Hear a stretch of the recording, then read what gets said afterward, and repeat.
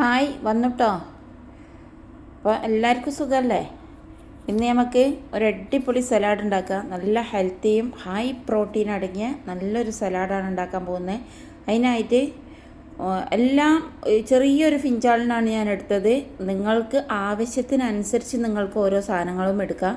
ഞാൻ എടുത്തത് ഒരു ചെറിയൊരു കുഞ്ഞ് കപ്പ് കടല, പിന്നെ അതേ അളവിൽ ഗ്രീൻ പീസ്, അതേ അളവിൽ പയർ. ഇതെല്ലാം കൂടെ നമുക്കൊന്ന് വെള്ളം ഒഴിച്ചായിട്ട് ഓവർനൈറ്റ് പൊതിരാനായിട്ട് വെക്കാം.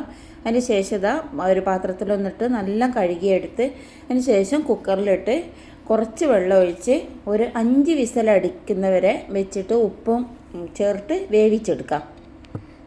ഇപ്പം നമ്മുടെ കടല ഐറ്റംസൊക്കെ വെന്തിട്ടുണ്ട്. ഇനി ഒരു പാത്രം ഒന്നിൽ ഇട്ട് അതിൽ കുറച്ച് സവാള ചെറുതായിട്ട് കട്ട് ചെയ്തത്, കുക്കുംബർ കട്ട് ചെയ്തത്,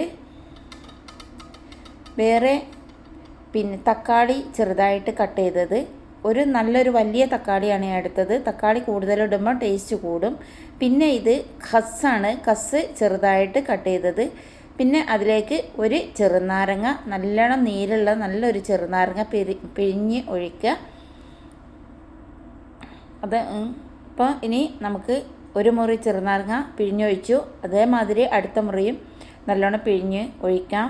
നീര് കൂടുതലുണ്ടാകുമ്പോൾ നല്ല ടേസ്റ്റ് ആയിരിക്കും. അത് പിന്നെ പാകത്തിന് ഉപ്പും ചേർത്ത് കൊടുക്കാം. ഒലീവ് ഓയിൽ ഒരു 2 സ്പൂണ് ഒലീവ് ഓയിലും കൂടെ ചേർക്കാം. ഇനി നമുക്ക് ഇതെല്ലാം കൂടെ നല്ലോണം ഒന്ന് മിക്സ് ചെയ്തെടുക്കാം.